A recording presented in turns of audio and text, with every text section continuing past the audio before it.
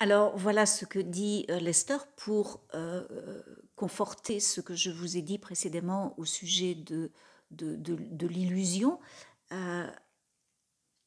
Alors que pouvons-nous faire? Une seule chose, se réveiller de l'illusion et voir la vérité. Voyez le serpent comme une corde. Une fois que la corde est vue comme réelle, le serpent n'est plus. Lorsque nous voyons la réalité de notre être, toute cette action et réaction s'avère être un rêve illusion et par conséquent, en tant que tel, ne peut jamais nous atteindre. Donc voici une clé, c'est de voir au-delà de l'illusion et de voir que la corde, si vous prenez le temps de dépasser votre peur, de vous approcher et de regarder au-delà de votre peur, vous allez voir que la corde est une corde et qu'il n'y a pas de serpent. Eh bien, c'est la même chose avec le karma.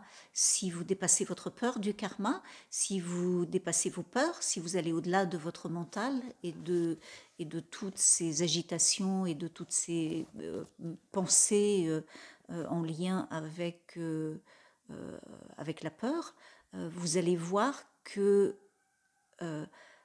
vous êtes cet être illimité et que rien ne peut vous faire de mal, que rien ne peut vous atteindre et que tout cela n'est qu'une illusion.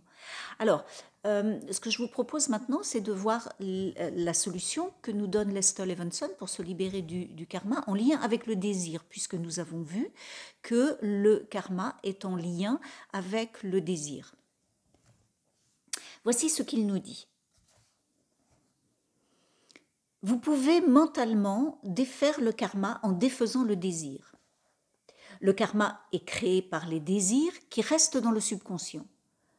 Dès que l'on lâche le désir, on lâche toutes les pensées qui y sont liées. Si vous sortez le désir du subconscient, les graines du karma n'y sont plus. C'est la meilleure manière et la plus rapide pour défaire le karma. Si vous voulez défaire le karma, faites-le maintenant. Pourquoi le revivre encore et encore et en souffrir? Si vous laissez partir les choses mentalement, vous les laissez partir pour toujours. Alors vous n'avez plus à les vivre. Donc la solution qu'il nous donne ici, c'est de permettre aux pensées subconscientes de remonter. Et ça, vous pouvez le faire en libérant les besoins primaires derrière toutes les émotions, derrière toutes les pensées.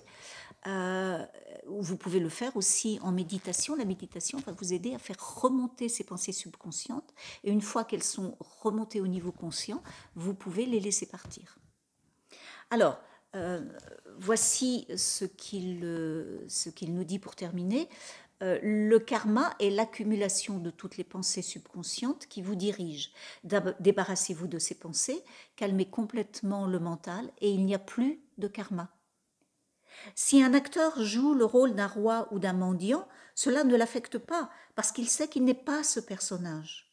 Exactement de la même manière, nous devrions jouer notre rôle dans le monde et que l'on soit roi ou mendiant, cela ne devrait pas nous affecter si nous savons que nous ne sommes pas ce personnage, mais que nous sommes un être immense et glorieux, notre propre être infini.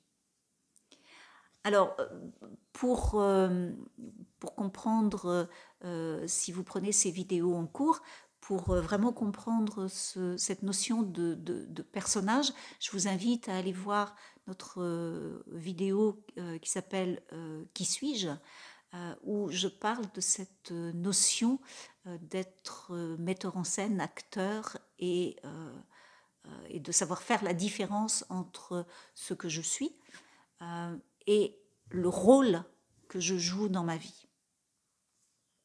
Bien, j'espère que cette vidéo cette brève a pu vous aider à y voir un petit peu plus clair sur ce qu'est le karma, peut-être avoir une autre vision du karma. C'est juste une autre vision, c'est la vision de Lester Levinson. Et c'est peut-être une vision qui peut vous aider, qui peut vous donner des clés qui fonctionneront pour vous. En tout cas, je vous le souhaite. Je vous retrouve bientôt.